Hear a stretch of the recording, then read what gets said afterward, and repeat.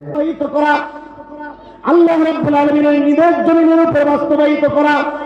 বর্তমান যুগে যারা ওই কোরআনের এই দুইটা শব্দকে বাস্তবায়িত করতে বাধা প্রদান করে, তারা সেই আবু জাহেলের বংশধর, ঠিক না বেটি? তারা সেই আবু জাহেলের বংশধর, তারা সেই তার বংশধর, তারা সেই খাদ্দাদের বংশধর নয়, তারা সেই মুনাফিকদের বংশধর। আল্লাহ রাব্বুল আলামিন জমিনকে উর্বর করার জন্য নবী এবং রাসূল প্রেরণ করেছেন। যারা এই দুইটা জিনিস বাস্তবায়ন করতে দেয় নাই, যারা ওই নবী এবং রাসূলের মিশনকে বাস্তবায়িত করতে দেয় নাই, তারা এই 24 সালে তাদের মুখোশ উন্মোচন করা হয়েছে। এই 24 সালে তাদের মুখোশ উন্মোচন হয়েছে। এক সময় মসজিদের মিম্বরের মধ্যে বসে আল্লাহর কোরআনের কথা বলতে পারে নাই।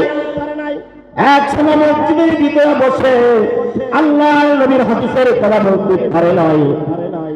মাহফিলের মঞ্চে বসে আল্লাহর কোরআনের কথা বলতে পারে নাই। খালি জায়গা পেটে যায়। যখন একজন আল্লাহর নবীর ওয়ারিসদার কোরআনের কথা বলতে থাকে, সম্মুখ থেকে মাইক লাত্তি মেরে ফেলে দেওয়া হতো বিপদে। আল্লাহ রাব্বুল আলামিন দেখাইয়া দিয়েছেন, ওয়া তুইজ্জু মান তাশা ওয়া তুযিল্লু মান তাশাউ বিয়াদিকাল খায়র ইন্নাকা আলা কুল্লি শাইইন কাদির। ইজ্জতের মালিক কে? চিল্লা বলেন কে? বেইজ্জতি করানোওয়ালা কে?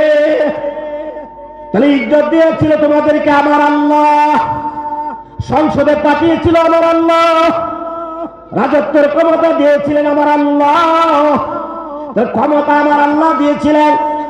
তোমরা সেই আদর্শকে মানার না কারণে, আল্লাহর কোরআনের সাথে বেয়াদবি করার কারণে, আল্লাহর এই হুকুমকে বাস্তবায়িত করতে যাইয়া তোমরা বাধা প্রদান করার কারণে আল্লাহ তোমাদেরকে এমন ভাবে বেইজ্জতি করেছেন, মানবযুক্ত বাচ্চাটাও পর্যন্ত তোমাদের নাম নিতে ঘৃণা করে, ঠিক না বেটি?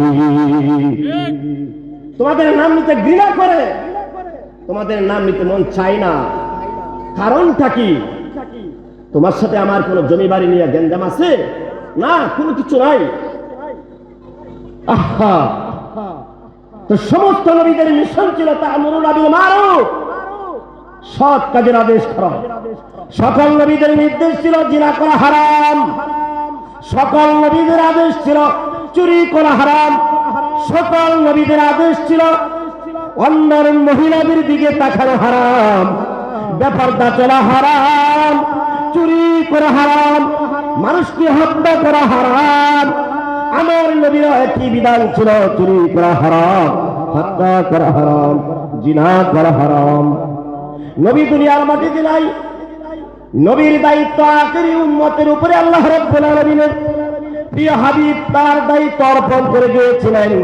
বর্তমান যুগের আলেমরা তার মিশন পালন করার জন্য জমিনের উপর বিচরণ করতেছেন, আর মসজিদ আর মাদ্রাসায় বিভিন্ন জায়গায় তারা ওই কথাগুলি আজকে আহ্বান করতেছে।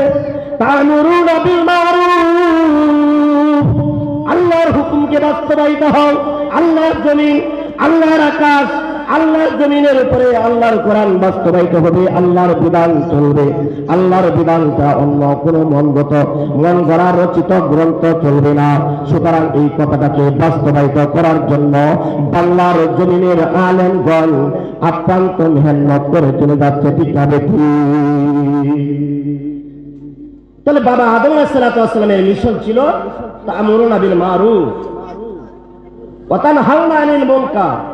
যত কুসংস্কার আছে, যত কাজ আছে, যত অশোভনীয় কাজ আছে, যত মদগুর আছে, যত জিনাগুর আছে, যত বদমাইশ আছে, সমস্ত গুলিকে প্রতিহত করতে হবে, ঠিক আছে? কিন্তু আজকে বাংলার জমিনের বাংলার জমিনের আলেমরা এই কথাটা শুনলেই জমিনের উপর বিচারণ করতেছে, তাদের বিরুদ্ধে চিন্তা করে। তারা শুধু আলেমদের দুশমন নয়, তারা হলো আল্লাহর কোরআনের দুশমন, তারা হলো আল্লাহর নবীর হাদিসের দুশমন, তারা নবীর দুশমন, তারা আল্লাহর দুশমন, ঠিক না বেটি? আলহামদুলিল্লাহ।